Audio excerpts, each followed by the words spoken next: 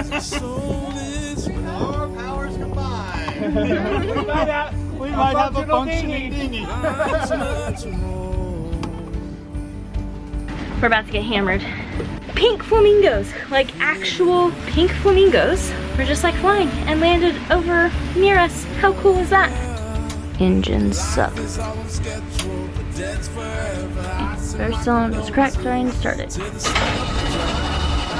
Yep.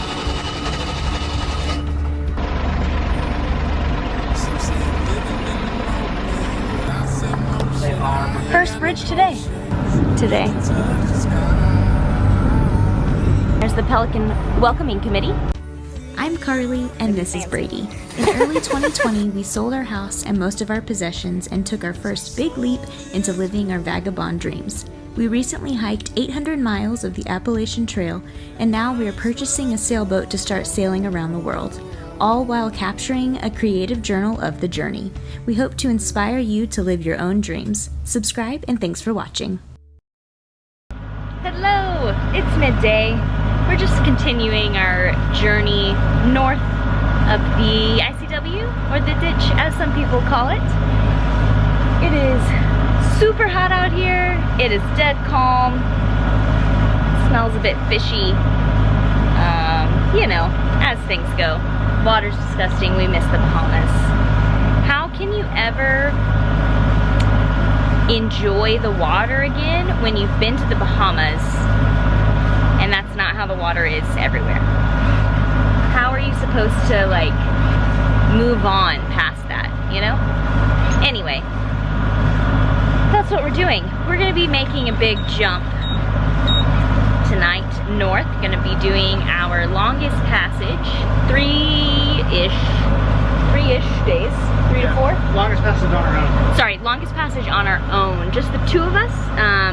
The boat delivery obviously was a lot longer. It was 10 days and not to the final destination, but there were 3 of us.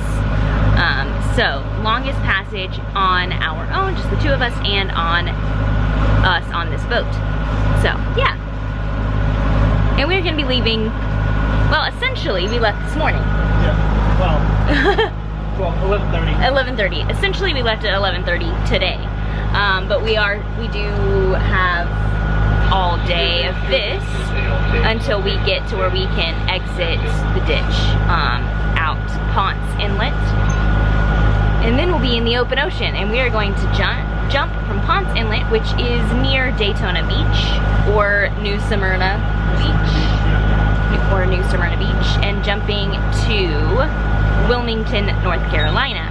But the question is, the constant question of the East Coast this time of year is that storm going to reach us, or is it going to break up? There were storms out that way earlier. They have dissolved, and we're from Oklahoma. Like, we know storms. We know thunderstorms, we know tornadoes, not hurricanes, but we know tornadoes. And we know storms because we get a lot of them.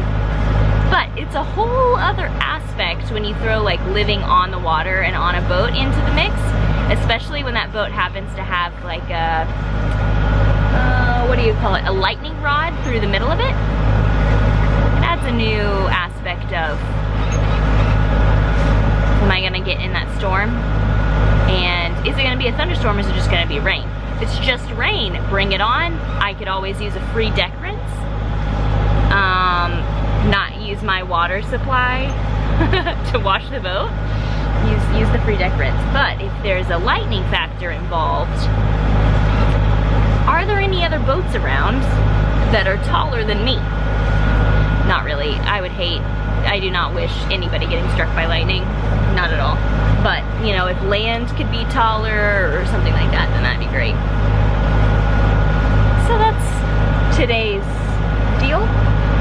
Since we are leaving tonight, which we bumped up our leaving time about 12 hours or more, we were going to be getting up at 4 a.m., leaving at 5 a.m. Tomorrow, but we are now just going to continue straight through instead of anchoring tonight, just continue on. And so with that being the case, Brady is out here. Brady has been out here driving us down the ICW.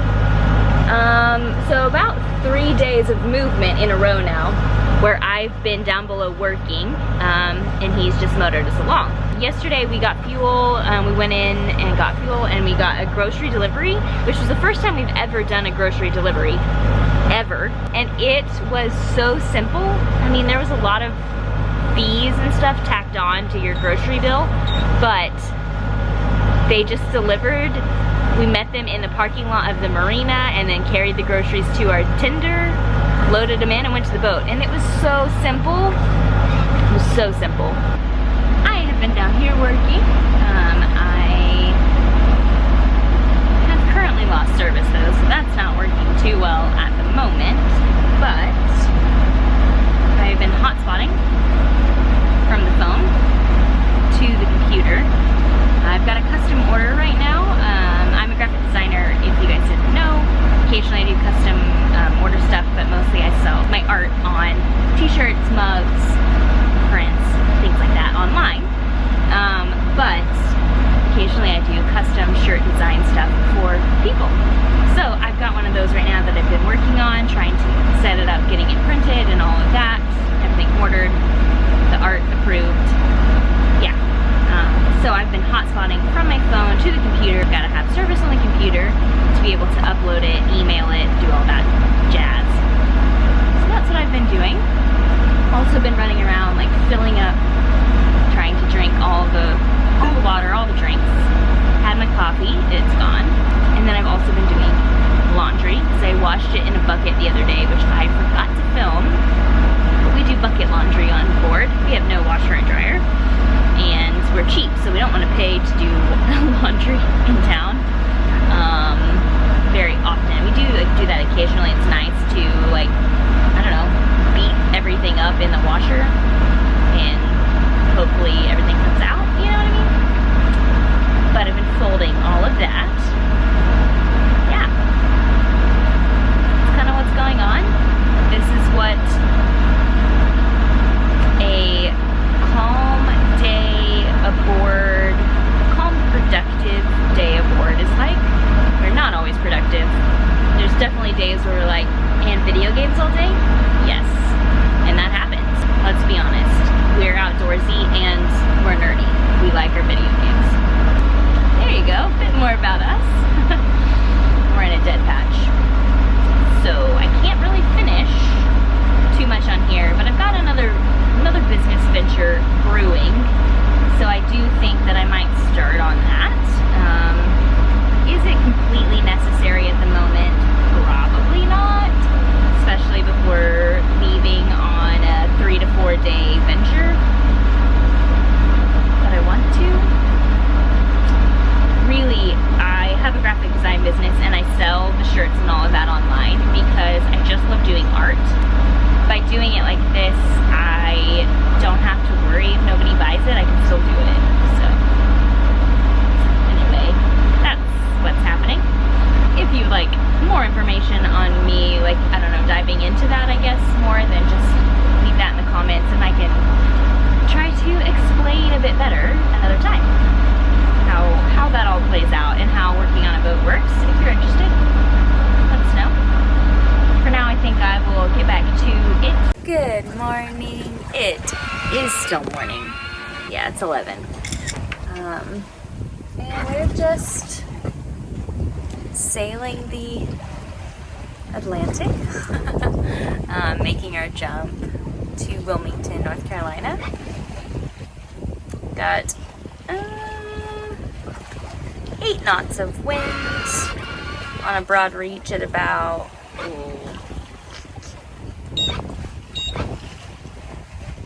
anywhere between 120 and 150 degrees, I think, or so. And we're going 8 knots, 7.5 to like 8.2 or so. And we definitely have the Gulf Stream helping us out right now. Yeah. Brady's gone down below to try and get the macerator to work because we definitely need to empty our head.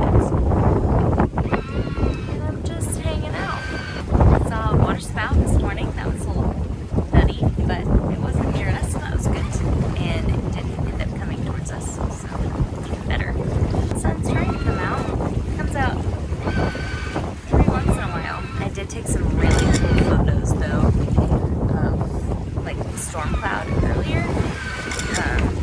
You couldn't see the water spout. It was before that. But with the sun shining from behind it, storm clouds was really cool. So this is day 2. First full day out on the open water. And yesterday evening, we just had gotten under sail. We were sailing along, we're out of the cut and stuff like that. And a little pod of dolphins came to join us. They looked kind of like spinner dolphins. I'm not sure if they were or not. It's kind of what they look like, but it was really exciting. And yeah, there's a boat behind us. Showing up on AIS. And in front of us. Okay. So I guess I need to see if I can find those. Definitely not seeing them. But the water is beautiful. And my arm is getting tired, so that's what's happening. Nothing like storms.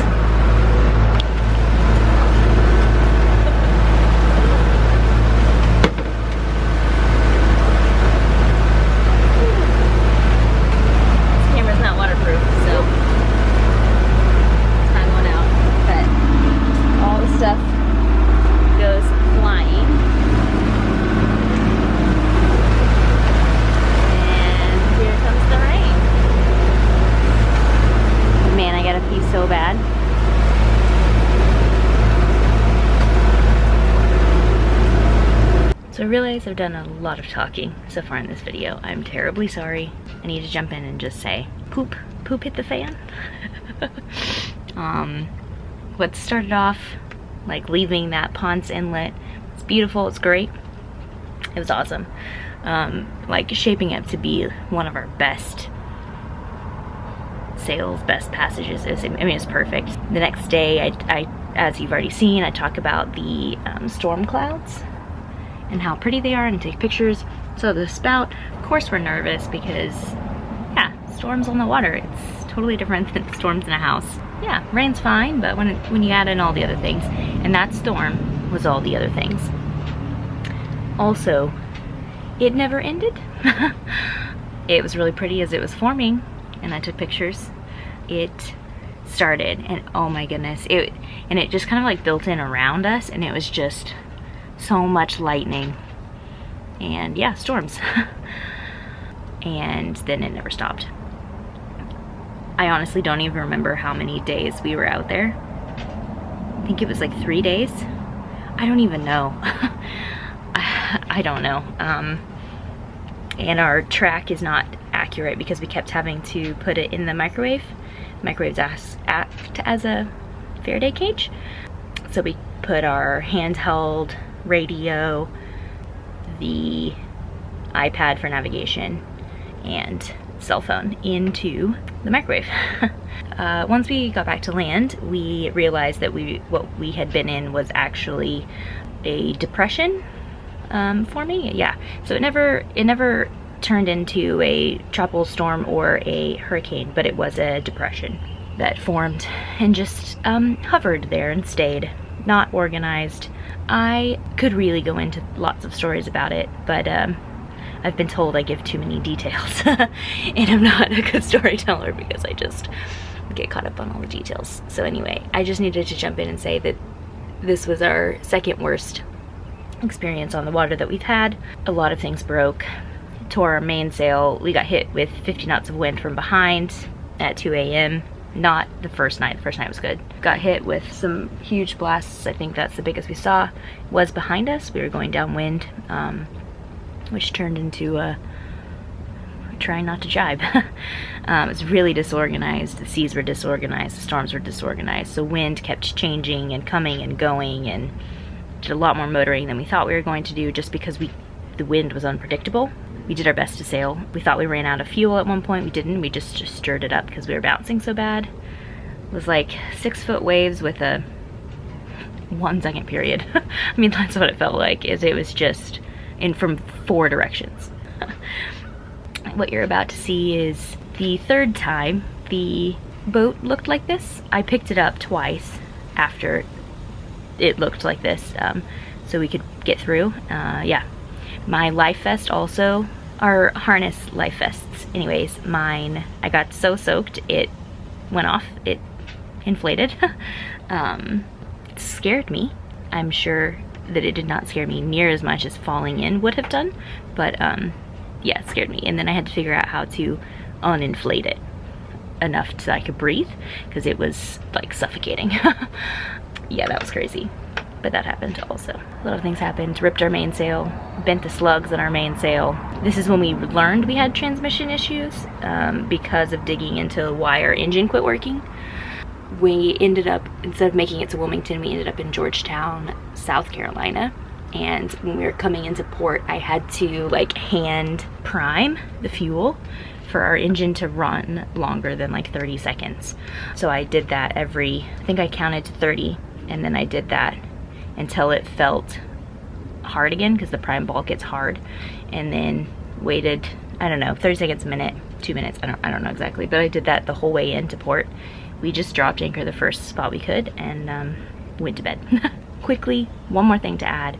Huge thank you to our friend Steven. We do have a Garmin inReach, which does allow us to message, and we messaged him, I mean, not during the night, obviously he was asleep, but we messaged him throughout the days, just trying to get information on the storm, because we could not get information on it, but he could look it up on radar and see which direction it was going, so we could at least like try and get out of it, which is our goal.